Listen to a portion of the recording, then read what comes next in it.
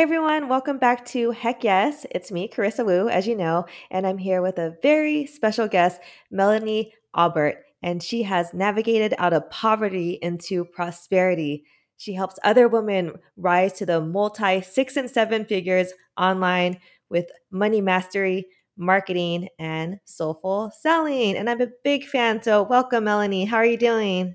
Thank you for having me. I'm doing phenomenal. I'm so excited to be here. Yeah. So can I just tell you a little bit about my aha moment yesterday? Of course. Okay, so I was listening to your podcast called the Richmond Podcast, and you were talking about DM selling, and you gave me some really good advice about just like starting the conversation. I've been doing it for a long time, hasn't been very successful, but I use your tips, and I actually went on Facebook groups using some of your tips about just starting the conversation. And seriously, like I got maybe 20 people to sign up for my coffee chat for tomorrow, like Yes, in that's like so 30 exciting. minutes. I love it. That's awesome. Isn't, That makes me isn't happy. that crazy? Yeah, and it works. That's why I love it. Yeah, I was so Yeah. scared of Facebook for so long, and I would have like my VA like reach out, hey, do you want a lead magnet? And Uh, I wasn't getting response, so I just took your advice of just starting conversations, and it worked. yeah, I love it. I love it. Marketing and sales is not as scary as it seems when you do it the right way, or the soulful way is what I call it. So I'm glad. Yes, So yes. happy. Thank you so much. Okay, so I'm just gonna start with the first question because I love it so much. But how do you get a heck yes from your dream clients? So I would say for me, getting a heck yes for my dream clients is giving myself a heck yes first. So we oftentimes expect our audience to, want to commit to us or want to dive into our work, but we don't fully commit ourselves to what we're doing. For me, it's when I am selling something, I go first and then they respond. So what I mean by that is, I embody my work. I integrate my work daily, the way that I launch, the way that I sell, the way that I market, that just by who I be, people are already a heck yes because they see me leading by example. So for me, and what I tell my clients is you go first and then they'll follow. Oh, I love it. Yeah, like I see that in your Instagram too. It's kind of like you are leading by example. Like you have a good energy with money, you're a powerhouse. Thank you. You have it going on. So in return, people kind of want that from you, or they want that from themselves. I Hmm. totally get it. Yeah, and you Yeah. said something in the questionnaire. You said something about push and pull. Can you talk more about Yes. that? Yes. So traditionally, what we're taught when it comes to marketing and sales, and just a quick background, I came from corporate marketing America. So I worked at a company where it was primarily male dominated. I was one of the very few females that worked there. And my whole life and being in marketing, it's your executives are primarily male. But what has been taught when it comes to sales and marketing is you push, you push, you push, you push, and eventually they will say yes. And what we see is in real life sales, like when you go to the mall and the kiosks that line the bottom floor of the mall, they're just pushing random shit at you, like, let me straighten your hair, or hey, let me try this lotion, let me try your shoes, and you're like, geez, I haven't even like engaged in a conversation. Calm down.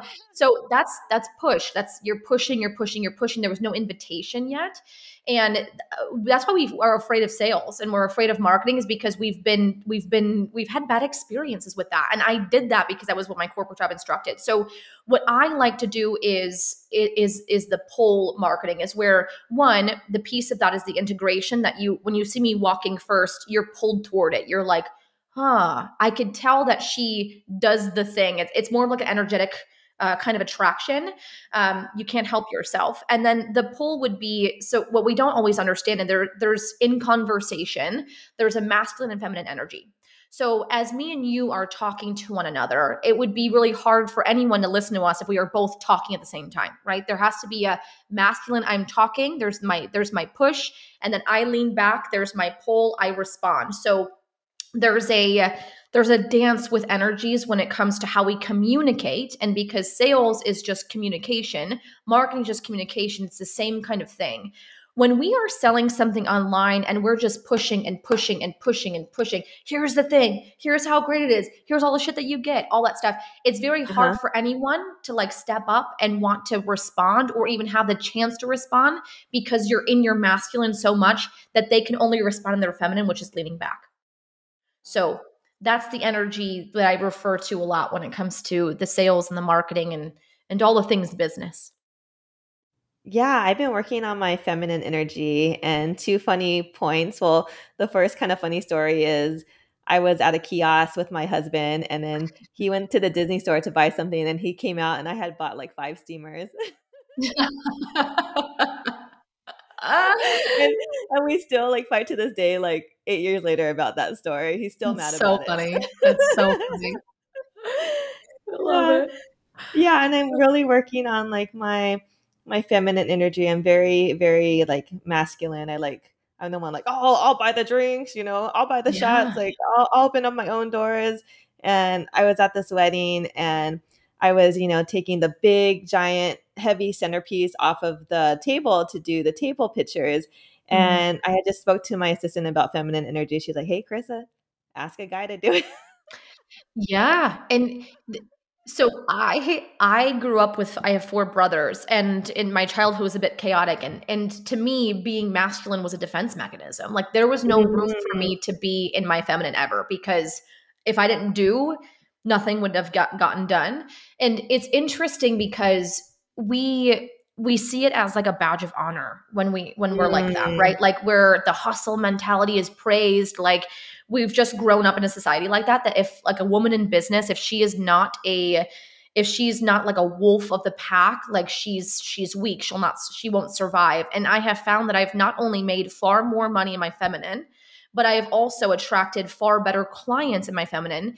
And it's interesting, and I just like you, Carissa, was the same exact way. I I would do, right? I'd be the one taking the pictures off the table and I would get upset that no one else was doing it. But how could they? Because again, there's the masculine feminine dance that we have. I wasn't allowing anyone else to do it, you Oh, know? And interesting. there's Yeah.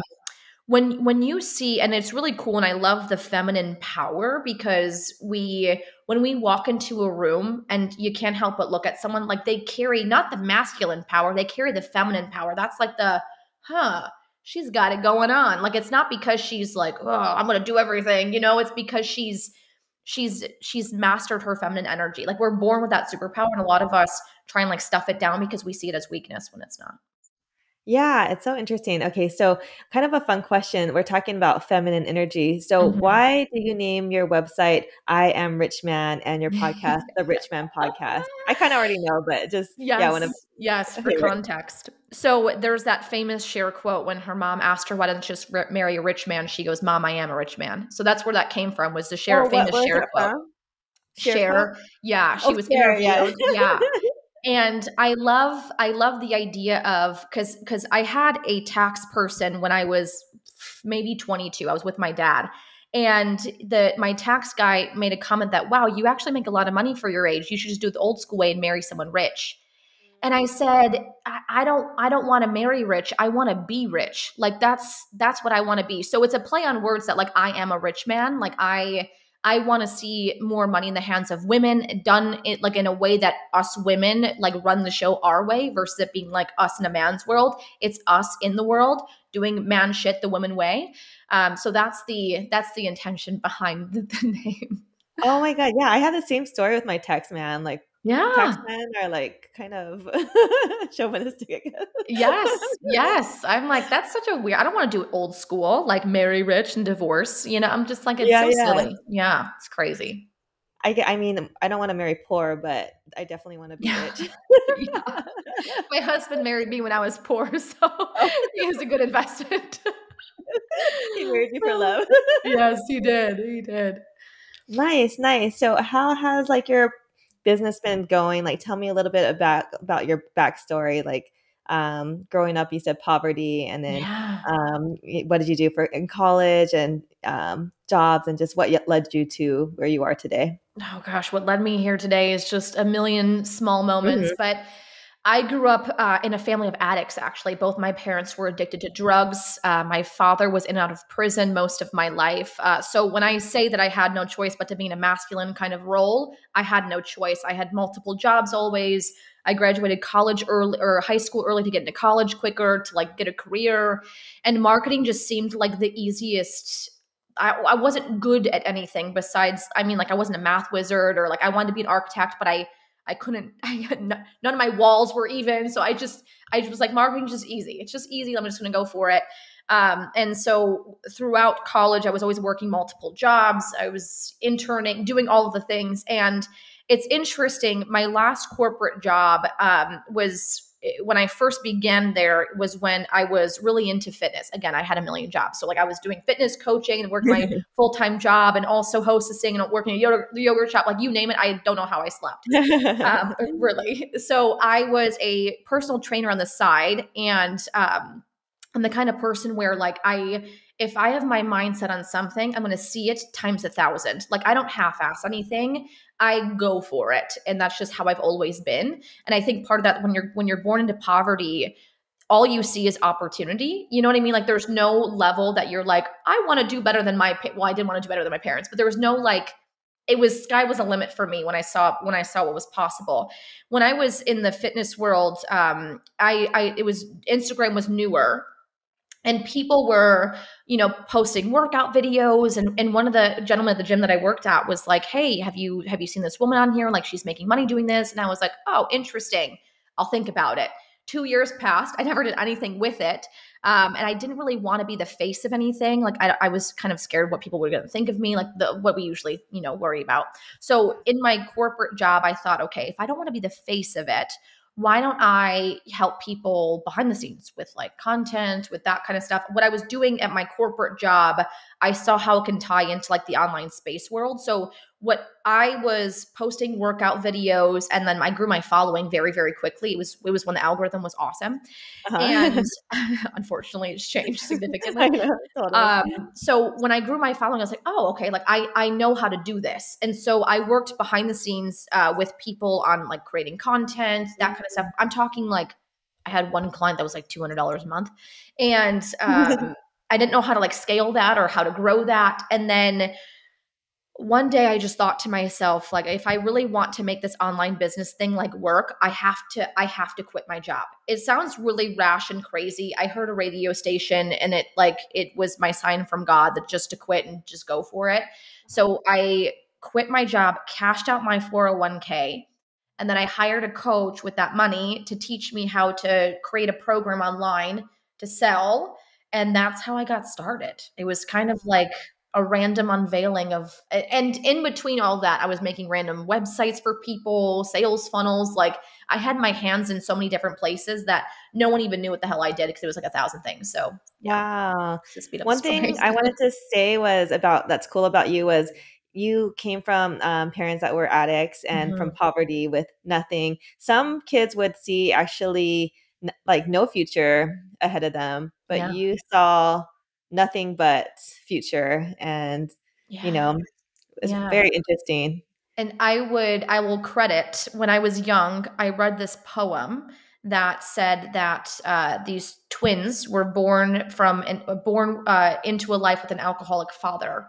One of the twins ended up being an alcoholic, and the other one ended up being really successful. And when asked why one was an alcoholic, he said, "I watched my father," and the other one, who was successful, said, "I also watched my father."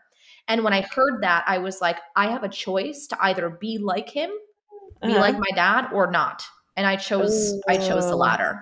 Yeah. oh, I got chills from like from my cheek to like my my wrist. Come a Oh, that's long so way. interesting. Yeah. Yeah, choice. Someone else done the podcast, like he had choice like tatted on his arm in like Oh, love bungee. that. Mhm. Everything is choice. So, what is your biggest accomplishment in business? I have a few, and it's hard to choose between my top two. I have top three. I have three of them. I have to say them all because I can't choose. They're all amazing. One, I bought my parents a house. That was huge for me. Oh, Yes, I got to write them a really big check, and my parents have always rented. They didn't have good credit. So my dad's now sober. My parents are sober. So nice. I wanted to help them out. I want to see them go places. So I bought them a house. The second accomplishment that I am so proud of is I retired my husband from his 6-figure salary job to follow his own dreams. What? So Oh my now gosh. he's home with me and we have a lot of fun. And then my third accomplishment, this just happened, so this is really exciting, is all my employees now have full health benefits. And that Wow. means a lot to me because growing up I had no health insurance, and I never had health insurance until now. So for me, as growing up as a kid without, going to the dentist or without going to the doctor, like I'm so happy to give that to my employees. That makes me really proud. So those are my top 3. Wow, can I be your bestie so you could retire me? I love it. That's amazing. What did your husband do before? So he actually worked for his family company. His family owns a garbage truck company. So he had a good job. I mean, it was stable. It was all he knew his entire life. So it was hard for him to leave a family company. So now he trades in the stock market. He's doing his own thing. Like, he really enjoys it. That's amazing. Congrats. That's so Yes, thank you. powerful. Okay, one more question before we go into our hot topic. I would say, like, who's your favorite influence with kind of like a money influencer that you've always looked up to? You can name like one or two. Ooh, that's hard. Famous influencer whom I looked up to. I feel like it changes so often, Uh-huh, uh-huh. that like on the season, but I would say this sounds strange, but it's not even someone famous. Does that count? Can I Uh-huh. give someone who's Yeah, not yeah, famous? totally. Okay. Yeah. So my fourth grade teacher was a fundamental human being in my growth, and it's really cool. In fourth grade, I I was poor, right? My teachers obviously knew that I was the kid who didn't take showers or baths. Like, I was, I was hand-me-downs, whatever. And she would bring me her clothes, her hand-me-down clothes for me to wear. And her and I we clicked. She always would tell me, like, she would let me stay after school to get homework done because my house was always so chaotic. And she always told me, like, I believe in you. You're going to do great things. Like, stay on this path. Like, you've got this. And she was the first person to tell me that I could. And that was like, she was fundamental in this upcoming, the becoming of my life. And her and I met again when I was working at the grocery store when I was 21, and she was like bawling her eyes out when she saw me, and she's like, I'm so grateful that you're like doing well. And I'm like, man, if she could see me now, like, she would be, crazy. But the one thing I took away from her was she didn't have to do any of that. Like, she was just a teacher. She could have just stopped, clocked out, and just went home and like did her thing and just been like, that sucks for that girl. But she went the extra mile because she cared for people. And I think about that often in my business is I've always wanted to go the extra mile because I care for people. It's never really about like, how much money can I make this month? It's more so, how many lives can I change? Can I be that one person in someone's life and they're becoming their story where they're like, if it wasn't for her, like, I don't know where I'd be. Not that I want to be that person, but like, she was pivotal in my story. That's who I want to be for people. Wow. Yeah, that's such a great answer. I mean, that's so much better than like, Tony Robbins or Yeah, yeah, yeah. Yeah, because you're a little baby and you needed Mhm. someone and she was there for you and stepped in. We're gonna get Yeah. into our hot topic, but I just wanted to say I'm very excited for this conversation because I have like a weird relationship with money because my parents didn't talk about money. They kept saying like, "Oh, we're poor, we're poor." They were Yeah. bankrupt, and then they would buy like a new Camry like in cash, Yeah. and it was just very confusing. And Mhm. like even when my grandma like passed, like no one could talk about money. Like it was just so like uncomfortable. And then so I kind of adopted some of those mythologies, and Yeah. I literally like sweat like sometimes talking about money. Like I could talk about making money and receiving money, but it's hard to talk about like looking at finances and stuff. So Yeah. we're gonna talk about all of that today. So tell me your hot topic and why you chose it. Yes, we're going to talk about money mastery and the energetics behind money because money for me, again, growing up in poverty was one of the hardest topics to even like wrap my brain around. And one of the reasons why I was so broke my entire life. And if I look back at my parents and their generations, it's generational. It's passed down. Like, their money beliefs and this work has changed my life. So not just hey, here's how to make $10,000, but here's how to build wealth, because there's a difference. And energetically, we need to know the difference. It's really interesting when we look at money, because we're taught that like money controls our lives, right? Like money is, we can't do anything without money. We never have enough of it. We get upset when we look at people who live lavishly and we're like, must be nice. Like we have all, no matter where we come from, there's a money story. Even if you grew up wealthy, I see it all the time. What's fascinating to me is we created money. Like us humans created money to make our lives easier, because it would be very difficult for, let's say Carissa asked me, Melanie, I would like to buy your program.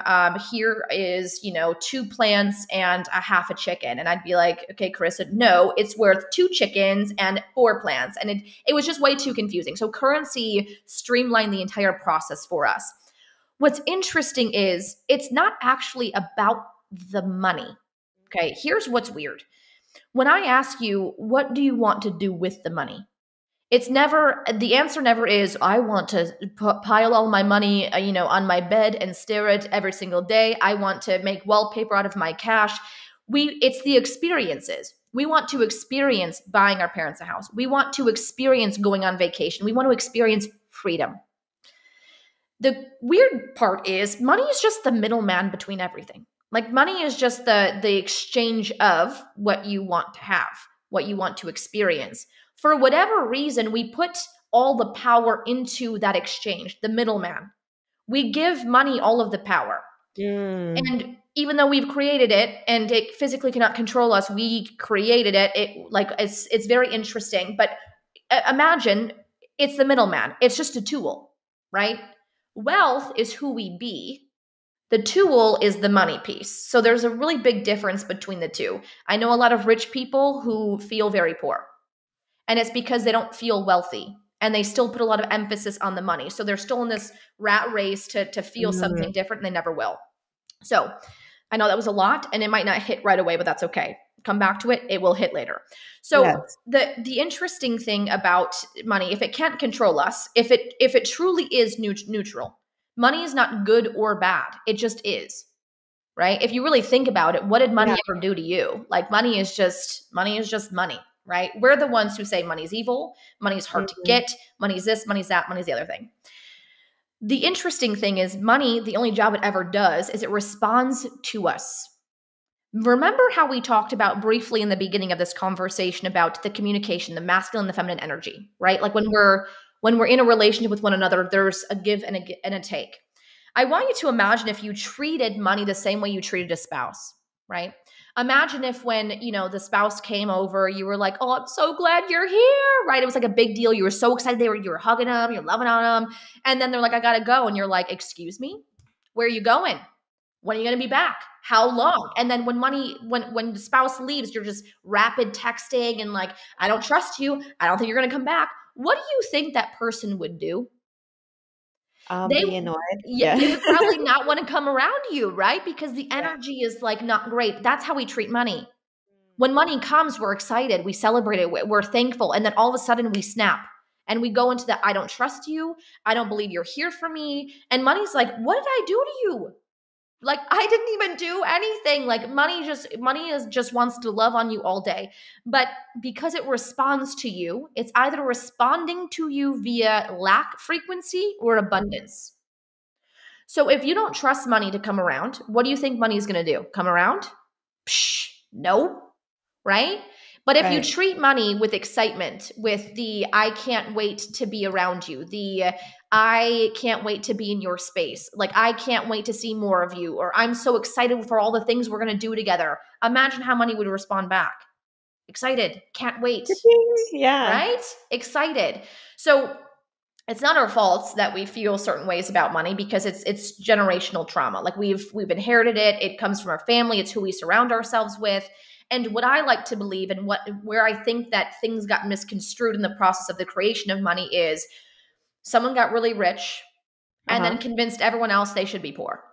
Women especially, the 2 examples we have of successful, wealthy women are Mother Teresa, who sacrificed her entire life to do things for other people, and she was praised for it. And then we have women like Meryl Streep in The Devil Wears Prada, who is evil, like mean, divorced multiple times, no one likes her. There is no good example of a wealthy woman for us. Uh-huh, We're uh-huh. either wealthy in service, in motherhood, in being a wife, whatever that looks like for us. That's what we are praised in doing. We're not praised for making a lot of money. And one of my old coaches used to say, nothing bad ever happens when a woman makes more money. We're actually better investors. We're actually more philanthropic with our money. Yeah. We do greater things. So I would beg to differ. And the reason why I'm a rich man, such a big brand in my soul, is Uh-huh. because I want to see more women have money, because I want to change the narrative. So not only are we treating money like a crazy, crazy spouse, right? We're not very nice to it. But two, we actually fear it. We fear, okay, what if I am highly successful? Who will I be when I'm highly successful? But again, if money can't control us, money means nothing and it's neutral. It's just us and we add money. Money can't change you. Money amplifies who you are. That's really all it is. I'm the same person I always was. I just dress a lot better. Yeah. Like that's really all it is. So, Oh yeah, my God. Okay, that was a lot. a lot. That was amazing. I feel like I've heard, you know, stuff about money for so long, but you really explained it very differently. I really like the spouse analogy because my husband says he hates when I like text him when he's gone and it Yeah. gives him anxiety and it makes him want to stay Yes. later. Yes, exactly. So Yeah. I'm trying to wrap my head around this. So you're saying that if you're scared of getting money, then that lack of energy is going to not bring the money in. Mm. So we should be just very excited. Can you give any tips on like a daily how to get excited about money that we don't see yet? Yes. So just to clarify too is it's like us being afraid to love or be loved, Okay. right? We're afraid of heartbreak. So how can we expect someone to love us if we don't even let them in? Same thing with money, right? Mm, So our fear of who we become, or like it disappointing us, that's we don't even allow it to even come in, right? It's not even coming towards us. When we fix that piece, then it's the I'm excited that you're around me. I trust you to come back. I trust you to blow my mind. That's the piece we want to fix, because ultimately the things we want to do with the money is what matters. So the easiest way, and again, you're either in lack energy, the I don't have enough, there never is enough, yada, yada, yada, or we're in the, ooh, I cannot wait to have this, that. I can't wait to experience this thing, that thing. Growing up in poverty, all I did was dream. Like, my life would have been so effing miserable had I been like, I'm hungry again. My life sucks. yeah, My yeah, life yeah. sucks. How come I don't have new shoes? How come we live in poverty? How come my parents are this, that, the other thing? Can you feel how that feels a lot different than me being like, I wonder who I can become? I wonder all the great things I could do with my life. Like, there's a different frequency. So, Yeah, yeah. to answer your question is get excited about Uh-huh. what you want to do with it. Like for me, buying my parents a house was on my live list for like ever. Wow. Retiring my husband forever. I've always dreamt of having so much money that I don't have to think about it. My husband jokes because we do this thing where like we'll be on vacation. He's like, "Can I buy this? It's like $3,000." I'm like, "Yeah, sure, if you want to." Like, and in those moments, I'm still so grateful that I can even say that out loud. So just Yeah. those moments of I get to travel wherever I want, experience everything life has to offer. That's what I tie everything to, is the desire of experiencing all the things that I want. Interesting. Did your brothers become successful like you? No. So I'm the only one in my family that has ever made six figures and seven figures ever. Wow. Yeah. So what was like the feeling when you first started making money? Like, was it when you first like launched your online course? Did it just kind of come in or did it take like many years? And like, what do you do daily to practice on like your money mindset? Yeah. I mean, and I get this question a lot. It sounds weird, but it still feels the same. Like I'm still excited. Like it Oh doesn't yeah. matter. It doesn't matter. Like I think people think that now I'm only satisfied if I get another $1 million in my bank account. It's like I'm happy when I get another $100. My husband and I like do fun little exercises with our Uh-huh. cash. Like we have I do this with my money program, but we have a lot of fun with our money. Okay. So I would say for the first 6 months of business, I made $0. Like nothing was livable. I just quit my job. we were getting married, so we had a wedding to pay for. My husband was so stressed out because we just bought a house. Like it was like the worst time ever, but timing was never a thing for me. And I was upset. I felt like I was a lot of pressure I felt, but I celebrated the things that weren't exactly financial wins. Like I celebrated the first person who was like, oh my gosh, this post made me feel something. I'm like, Uh-huh. oh, it's working. And then it was like, oh my gosh, how can I work with you? I was like, oh my gosh, someone chose me. So Uh-huh, what uh-huh. we do is whenever we're in our pursuit to whatever the financial goal is, many times that throws us into lack. Like if we think to ourselves, Oh. like my goal is 10 people and we Uh-huh. get 2, we go, oh, I suck clearly. Oh. And think about that for a moment. What you're telling, money or abundance is I'm not grateful enough for this. Like to Uh-huh, uh-huh. me, every person felt like $1 million. Like Okay, okay. every sale I celebrate because we created currency. That's a human creation. It's not a universal creation. So the universe doesn't know the difference between $100 and $1 million. Only we do Okay, because we made it up. okay. So Uh-huh. I want to tell the universe, if I find a penny on the floor, I'm celebrating that because I want you to know, universe, that I am open to receive more of it. So the gratitude Oh. for everything really helped me compound quickly because I did see success. I went from $0 to like my first 10K and then like almost immediately went to $30,000 months. Like it just all happened. And I was like, what the hell? And for Wow. me, looking back, I was always grateful. Like that's the only thing that was consistent was my gratitude.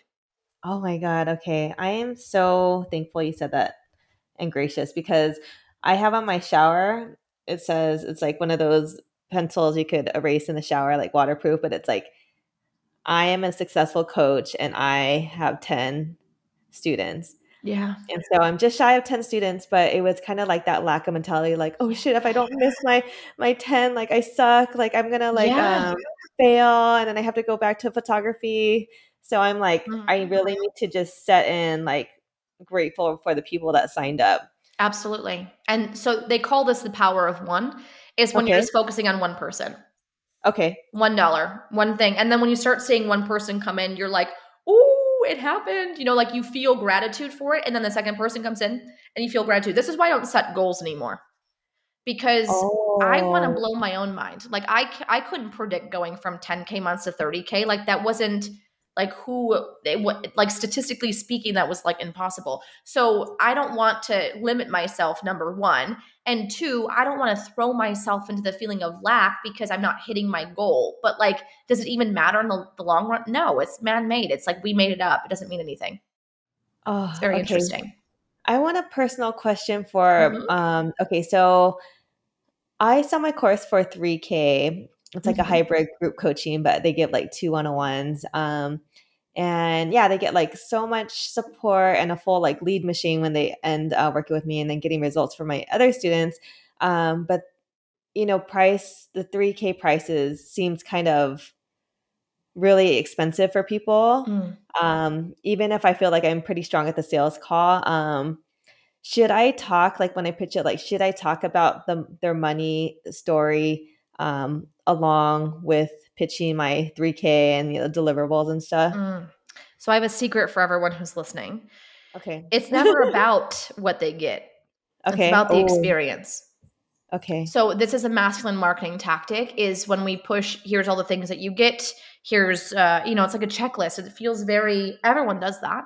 Yeah. But how rare do they ever hear Carissa say, I am so grateful to be doing this work. Like to me, what it's all about is showing you how to be successful. Like I cannot wait for you to walk through this process with me and have all the tools to do X, Y, and Z. And like if we really ramp up like and romanticize what they're getting Mm, via experience, the pricing doesn't matter. And I'll go mm, even further. So in my program, The New Era of Selling, I talk about how there's desire selling or buying, and then there's need buying.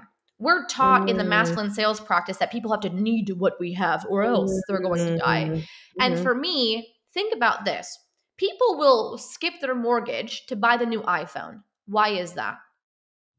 They have the money to do it, but they should be doing the responsible thing because whenever we're paying bills, the energy is like, ugh. Oh, Here yeah. goes my money. Like it feels like a lot of money. We're looking to cut corners. Like it's a different vibe. Yeah. Whenever you're going to buy, I don't know, the purse you've been eyeing for a long time, the new iPhone, AirPods, a freaking water bottle that you really love, you cannot wait to spend your money. Like Mm. you don't even care in full payment plan. It doesn't even matter. You're just like, I cannot wait to get my hands on this because I want it so much. I sell and create want and desire, not need. Right? That's Yeah. an outdated way of selling. So for you, amplify the experience because here's Okay. the truth of it. Yeah. Some people it will be too expensive. But being expensive is all relative. Like what is expensive to me might not be expensive to my husband, might be Uh-huh. expensive to someone else. Like you will never ever have the secret number that everyone's like, thank you, Carissa. This is more aligned with all of us. I appreciate it. Like it's just whatever's aligned with you, you send that power, you talk about the experience and what they're getting out of that. That is what drives desire based buying versus the I don't want to be where I am right now in the next 10 years. So I guess I have to do this. Like the energy feels really different. So when we show more excitement, more passion, more enthusiasm for what we do, that's when people are like, I don't care how much this costs. I want to do it. My first investment, I'm not even joking. I had negative $116 in my bank account. When I got my check for my 401k money, I had a decision to be like, let me do the responsible thing. Let me keep this money in my bank account. And that way I have a buffer. I said no. I took the money, still negative Uh-huh. my account, and hired a coach. So when we really desire to do something, we make it work. Yes. Sometimes timing is not right. They have to wait the next time, no big deal. But to answer your question that you asked before, do you talk about the whole money thing and investing? Yes, because it really just is fear. Like we're afraid of what if it doesn't work. What if it's a flop like the last time? What if I had a bad experience with a different coach? That's why when I talk about experience, all of that kind of gets dissolved because they're like, this is why it feels different than the last time. You changed my life.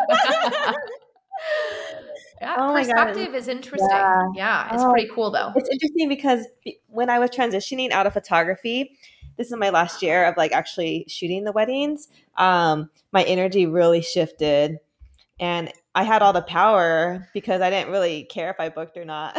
Yeah. Yes. So when I talked to the clients, it was so different because I was literally just getting to know them. Yeah. Yes.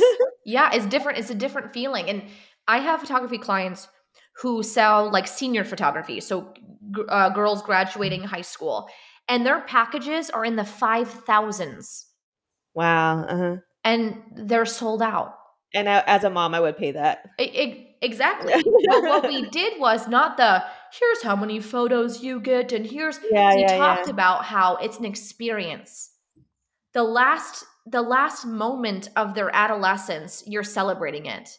You know, like we romanticized what they were doing and didn't make it just be like, here's how many portraits you're going to receive in a photo album. It wasn't about that. It was about the you're capturing. And one thing that's really important to me is memories, right? So like photos to me is like my wedding photos. I would have spent $1 trillion on that shit because that's what you look back on, right? You don't remember all the moments. So when you romanticize it is when people are like, oh my gosh, you're right. I want this so badly. Yeah, Okay, just one more question of course. for personal gain. I'm just kidding. For my audience too. Okay, so mentality of Instagram. So when I saw your Instagram, I've been following you for a long time, but I follow a lot of people. But this one post like kind of stuck out to me, and it was like in pink caption, but it says like mistakes of pricing. Mm, Um, and then you have the scroll, and I like how you do the scroll, like you write it on your iPhone. mhm. Um, what is your mentality like for Instagram? Is it kind of like every week you just give value or tell them about like mistakes that they're doing or like misconceptions or what's like your thought process behind that? Yeah, so I have there's varying degrees of this. So first, if content is confusing in general, my cash converting content course is like is sets you up to understand that the psychology around how we read, how people absorb information. So like understanding their fears, their pains, their goals, like talking to the person is important. I've gotten to a place now where I am very intentional about every single thing that I do. Like Okay. I don't just write a post because the algorithm says to write a post. I don't just do things to do that. I don't like slap together a bunch of carousels and say like, oh, I pray to God this goes viral. Yeah, yeah, yeah. What I do is I sit down with myself every week and I go, okay, I want to blow someone's mind today. Like, Okay. I want them to like hit this and be like, damn, where'd Melanie come from? Where's she been my whole life? So my Yeah, yeah, intention is to like really infuse something yeah. great.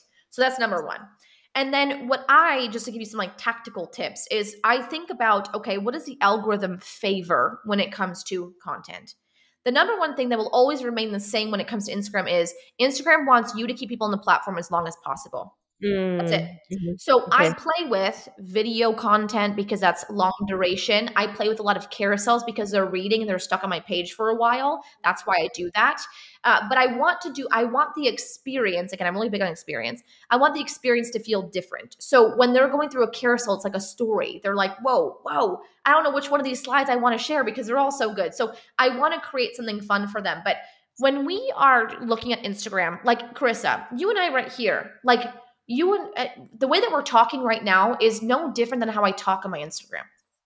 What we do is we treat Instagram like it's a different version of us. Like, for whatever reason, this is me on Oh, Instagram. uh-huh.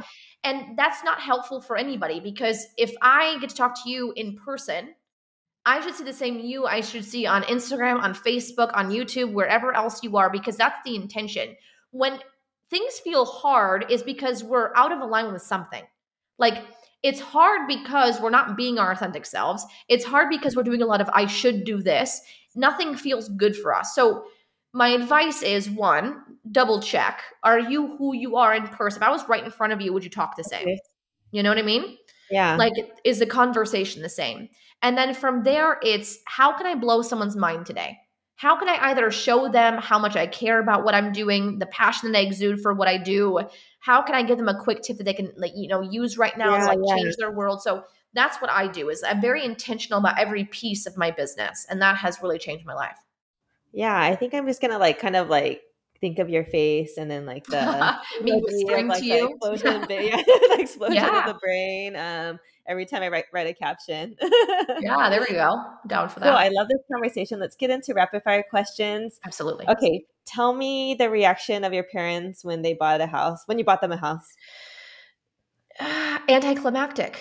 They were Oh, actually, I know that sounds weird that you weren't expecting an answer, but if for a while I was actually I was like depressed for a moment, because you oh, expect it to be like this big, like, oh my gosh, thank you. And it was interesting because they were really embarrassed. Like, they didn't know how to receive it. And which wow. is part of the work that I do, is the receiving piece, because a lot of us can't even receive a compliment, for God's sake. So Wow. it was hard for them to feel that and feel worthy of it. So Wow. they still, it's been, I don't know, 3 years now, a year now. I don't even know how long it's been, but they'll still like throw it in there. Thank you so much. And I'm like, you can stop thanking me now. But it's because it was interesting that they didn't know how to receive it. So Ah, yeah. that is so crazy. That takes Hmm. a lot of therapy sessions for sure. Yeah. Yes. Yeah. Okay, what do you like to do for fun? Anything outdoors. My husband and I love to hike, go on adventures, mountains, anything that involves being in nature is my favorite thing to do. Wait, where are you from? Chicago, unfortunately. Chicago. Okay. Yeah. Nice. We're in Hiking. like the cornfields and cows section of the Illinois. So we're not in Oh, like okay. city. I couldn't Yeah. do the city. Yeah. Cool, cool. What is your woo factor? What makes you stand out?